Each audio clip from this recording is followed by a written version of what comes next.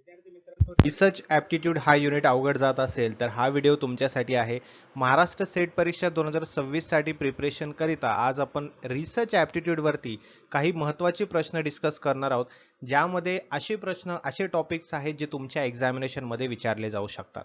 त्यामुळे सर्वांनी हा व्हिडिओ शेवटपर्यंत पाहायचा आहे.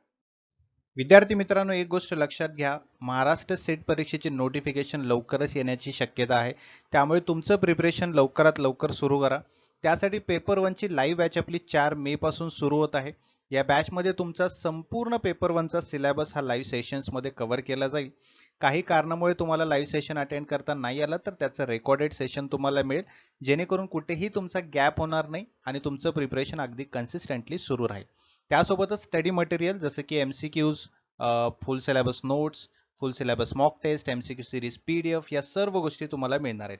तर आजच या नंबरवरती व्हॉट्सअप मेसेज किंवा व्हॉट्सअप कॉल करून तुम्ही ही बॅच जॉईन करू शकता, किंवा ग्लोबल ऑनलाईनचे ॲप्लिकेशन डाउनलोड करून ॲप्लिकेशनच्या थ्रू सुद्धा तुम्ही तुमचं प्रिपरेशन करू शकता. प्ले स्टोअरवरती जायचं आहे, ग्लोबल ऑनलाईन सर्च करायचं आहे. ॲप्लिकेशन डाउनलोड केल्यानंतर स्टोअर सेक्शनमध्ये जायचं आहे. स्टोअर सेक्शनमध्ये तुम्हाला एक सर्च बॉक्स दिसेल. सर्च बॉक्समध्ये महाराष्ट्र सेट 2026 पेपर 1 सर्च करा. त्यानंतर तुम्ही हा कोर्स जॉईन करू शकता. बघा, लवकरात लवकर जॉईन करा आणि प्रिपरेशनला सुरुवात करा. The research is always. संशोधन नेहमीच असते. जुन्या ज्ञानाची पडताळणी, नवीन ज्ञान शोधत आहे की ज्ञानातील अंतर भरणे, की हे सर्वच बरोबर आहे. ठीक आहे. रिसर्च हे काय असतं? हे रिसर्च नेहमी सर्वच गोष्टी असतात. जुन्या ज्ञानाची पडताळणी सुद्धा केली जाते, नवीन ज्ञान सुद्धा शोधलं जातं आणि काही नॉलेजेस मध्ये गॅप्स असतील तर ते भरण्याचं काम सुद्धा रिसर्च करत असतं. ठीक आहे. संशोधनाची व्याख्या नवीन माहिती शोधण्याच्या किंवा शोधण्याच्या प्रक्रियेचा समावेश असलेल्या विषयाचा तपशीलवार अभ्यास म्हणून केली जाते. बरोबर.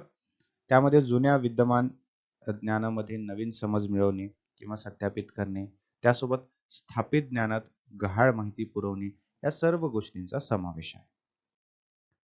What is research design? Research design काय आहे? संशोधन आयोजित करण्याचा एक मार्ग जो सिद्धांतावर आधारित नाही. गुणात्मक किंवा परिणामवाचक पद्धती वापरण्यातील निवड, की ज्या शैलीमध्ये तुम्ही तुमच्या संशोधनाचे निष्कर्ष सादर करता ते, की डेटा संकलन आणि विश्लेषणाच्या प्रत्येक टप्प्यावर एक फ्रेमवर्क. ठीक आहे. तर रिसर्च डिझाईन असतं तुमचं एक असं फ्रेमवर्क जे डेटा संकलन किंवा विश्लेषणाच्या प्रत्येक टप्प्यासाठी एक फ्रेमवर्क बनवलेला असतो. बरोबर. एक स्टेप बनवलेली असते, त्याला डेटा रिसर्च डिझाईन असं म्हटलं जातं. बघा, रिसर्च डिझाईन म्हणजे काय? संशोधनाच्या समस्येचे निराकरण करण्यासाठी संशोधकाने अवलंबलेल्या पद्धती किंवा तंत्राच्या पद्धतशीर फ्रेमवर्क आणि संशोधनाचे विविध घटक, म्हणजे स्टेप बाय स्टेप सर्व गोष्टी लिहून ठेवलेल्या आहेत रिसर्चरने, की आपल्याला रिसर्चमध्ये काय करायचं आहे, कसे स्टेप्स आहेत, कसं संकलन करायचं आहे, कसं विश्लेषण करायचं आहे, कुठल्या पद्धतीने रिसर्च करायचं आहे, कुठली सॅम्पलिंग असणार आहे, या सर्व गोष्टी. पुढचा प्रश्न बघा. खालीलपैकी कोणते संशोधनाचे वैशिष्ट्य नाही? वैशिष्ट्य नाही विचारले, यावर पण जोर देत जा. प्रश्न असा पण विचारला जातो एक्झाम मध्ये. संशोधन पद्धतशीर आहे, संशोधन ही एक प्रक्रिया आहे, संशोधन समस्याभिमुख आहे, की संशोधन निष्क्रिय नाही. ठीक आहे.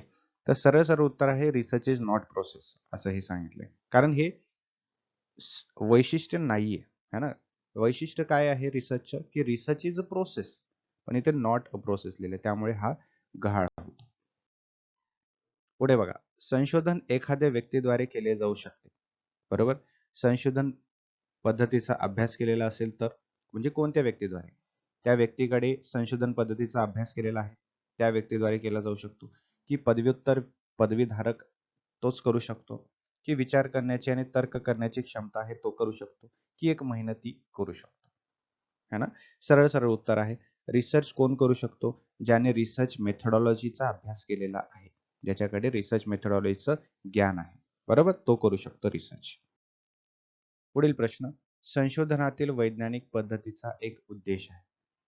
डेटा व्याख्या सुधारणे, खोटे संबंध दूर करणे, त्रिकोणाची पुष्टी करणे, की नवीन व्हेरिएबल्स सादर करणे. ठीक आहे. एक सायंटिफिक मेथड रिसर्चची त्याचा हेतू काय असू शकतो, है ना. त्याचा हेतू असू शकतो खोटे संबंध दूर करणे, जे स्प्युरियस रिलेशन्स आहेत, जे खराब रिलेशन्स आहेत, जे रिलिव्हंट नसलेल्या गोष्टी आहेत, त्याला दूर करणे, एलिमिनेट करणे, है ना, वगळून टाकणे, हे एक सायंटिफिक रिसर्चचं पद्धत आहे. बघा, बनावट सहसंबंध, खोटेपणा, जेव्हा दोन घटक एकमेकाशी आकस्मिकपणे संबंधित दिसतात, है ना, relation between the two variables त्याला म्हणतो आपण, परंतु ते नसतात, ह्याला काय म्हणतात? एरर. समजलं? ह्याला म्हणतात एरर. कारणात्मक संबंधाचे स्वरूप अनेकदा चार्टवरील समान हालचालीमुळे होते, जे योगायोग किंवा तृतीय गोंधळ घटकामुळे होऊ शकते. ठीक आहे. त्यानंतर वैज्ञानिक संशोधन म्हणजे सायंटिफिक रिसर्च जे आहे, डेटा प्राप्त करण्यासाठी, विश्लेषण करण्यासाठी आणि अर्थ लावण्यासाठी पद्धतशीर आणि तयार केलेल्या वैज्ञानिक पद्धतीचा वापर करून केलेले संशोधन म्हणजे रिसर्च केलेली पद्धत, त्याला सायंटिफिक रिसर्च असं म्हटलं जातं. ठीक आहे. नेक्स्ट क्वेश्चन बघा काय म्हणताय की which of the following is not a method of research. तर जसं की आपला सेकंड चॅप्टर आहे मेथड ऑफ रिसर्च, त्यामध्ये हा एक क्वेश्चन खूप इम्पॉर्टंट आहे की खाली दिलेल्या ऑप्शन्स मध्ये काही रिसर्चचे मेथड्स आहेत, त्यामध्ये एक ऑप्शन असा आहे जो की रिसर्चची मेथड नाही. ओके. ऑब्झर्वेशन, हिस्टोरिकल, सर्वे की फिलॉसॉफिकल. तर which of the following is not a research method असं विचारलेलं आहे. तर यामध्ये ऑब्झर्वेशन जे आहे हे रिसर्चची मेथड नाही. हिस्टोरिकल जे आहे ही रिसर्च मेथड आहे. Survey method is a research method. Philosophical it is also research method. खालीलपैकी कोणते वैज्ञानिक संशोधनाचे सामान्य टप्पे आहे? सामान्य टप्पे, ठीक आहे, म्हणजे स्टेप बाय स्टेप. निरीक्षण, पडताळणी, ग्रहितक, मग सिद्धांत मांडणे, की पहिलं प्रयोग मग निरीक्षण मग पडताळणी मग ग्रहितक, की पहिलं निरीक्षण मग ग्रहितक मग प्रयोग मग सिद्धांत मांडणे, की सिद्धांत, निरीक्षण, प्रयोग आणि ग्रहितक. ठीक आहे. लक्ष द्या, इथे विचारले की सायंटिफिक रिसर्च. ठीक आहे. कारण ऑप्शन मध्येच कधी कधी आपण जास्त फोकस करतो आणि काय प्रश्न विचारले ते विसरून जातो. आपल्याला रिलेट करायचं प्रश्न आणि ऑप्शन्स. सो सायंटिफिक रिसर्च मध्ये सुरुवातीला असतं ऑब्झर्वेशन, मग हायपोथेसिस, मग एक्सपेरिमेंट, मग थेओरायझिंग. ठीक आहे. बघा, हे काही सामान्य टप्पे आहेत. घटनांचं निरीक्षण करणं आणि प्रश्न तयार करणं, मग एक ग्रहितक तयार करण्यासाठी पार्श्वभूमी अभ्यास आयोजित करणं, त्यानंतर ग्रहितकाची पडताळणी किंवा चाचणीसाठी प्रयोग करणं, मग निष्कर्ष काढणं आणि निष्कर्ष किंवा निकालावर आधारित सिद्धांत सांगणं. हे सायंटिफिक रिसर्चची पद्धत आहे. पुस्तके आणि रेकॉर्ड हे डेटाचे प्राथमिक स्रोत आहे. पुस्तके नॉर्मली जनरली पुस्तके हे सेकंडरी डेटा असतो, परंतु कोणत्या रिसर्चमध्ये पुस्तके आणि काही रेकॉर्ड्स हे प्रायमरी सोर्स असू शकतात. ठीक आहे. ऐतिहासिक संशोधन, सहभागी संशोधन, क्लिनिकल संशोधन की प्रयोगशाळा संशोधन. तर हे जेव्हा बुक्स आणि आपण रेकॉर्ड्स आपले सोर्स म्हणून वापरतो, तेव्हा ते प्रायमरी डेटा असू शकतात आपल्याला जेव्हा आपण हिस्टोरिकल रिसर्च करतो. ठीक आहे. कारण ऐतिहासिक संशोधन करताना बुक्स आणि रेकॉर्ड्स खूप महत्वाचं असतं आणि त्यामुळे त्याला प्रायमरी डेटाच असं संबोधलं जातं. ठीक आहे. एका संशोधनात अहवाल दिलेली ग्रंथसूची म्हणजे bibliography given in research report हे काय असू शकतं? काय असतं बिब्लिओग्राफीमध्ये? संशोधकाची अफाट ज्ञान दाखवतं, की पुढील संशोधनात स्वारस्य असलेल्यांना मदत करतं, की संशोधनाची संबंधित नाही असं सांगतं, की वरील सर्वच बरोबर आहे. तर याचा अर्थ असा आहे की बिब्लिओग्राफी काय करतं, हे पुढील संशोधनाला किंवा पुढील संशोधकाला जेव्हा रिसर्च करायचे असेल तर त्याला स्वारस्य असेल तर त्याला असलेल्या गोष्टी ची मदत होऊ शकते. म्हणजे जे रिसोर्सेस आहेत आपण यूज केलेले आहेत त्याची माहिती आपण बिब्लिओग्राफीमध्ये देतो. त्याचा वापर करून संशोधकाला पुढे रिसर्च करण्यासाठी फायदा होऊ शकतो. ठीक आहे. त्यामुळे बिब्लिओग्राफी इम्पॉर्टंट आहे. Research paper is a brief report of research work based on. संशोधन पेपर हा संशोधन कार्याचा संक्षिप्त अहवाल आहे. ठीक आहे. फक्त प्राथमिक डेटा, दुय्यम डेटा, ठीक आहे, की बोथ प्राथमिक आणि दुय्यम डेटा, की नन ऑफ दी अबव. ठीक आहे.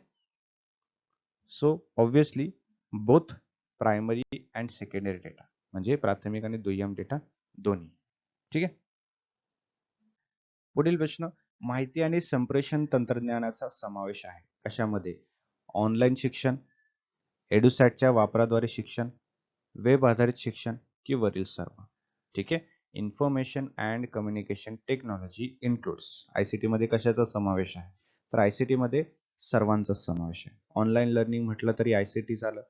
लर्निंग थ्रू यूज ऑफ एडुसॅट म्हणजे सॅटेलाइट थ्रू जे आपल्याला एज्युकेशन दिलं जातं, टीव्ही अँड ऑल, त्याला सुद्धा आयसीटी मध्ये संबोधलं जातं. वेब बेस्ड लर्निंग म्हटलं तरी ते सुद्धा काय झालं, ऑनलाईन लर्निंग झालं किंवा वेबसाईट बेस्ड लर्निंग झालं, ते सुद्धा तुमचं आयसीटीच आहे. ठीक आहे. त्यामुळे option D all of the above हे करेक्ट आहे. मजकूर ग्राफिक्स मथळे आणि छायाचित्रांसह एक दस्तऐवज मांडण्याची प्रक्रिया. ठीक आहे, म्हणजे काय, त्याच्यामध्ये समाविष्ट आहे या सर्व गोष्टींचा. त्याला काय म्हटलं जातं?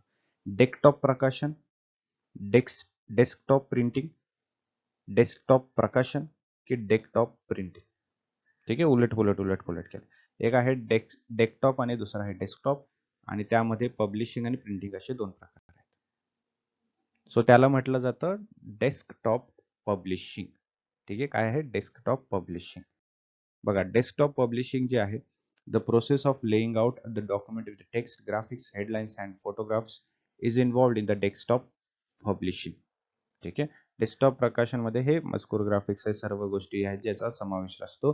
आणि DTP डिझाईन एकत्र करण्यासाठी आणि व्यावसायिक दर्जाचे मुद्रित साहित्य तयार करण्यासाठी विशेष सॉफ्टवेअर आणि उच्च रेझोल्युशन प्रिंटर वापरते DTP. ठीक आहे.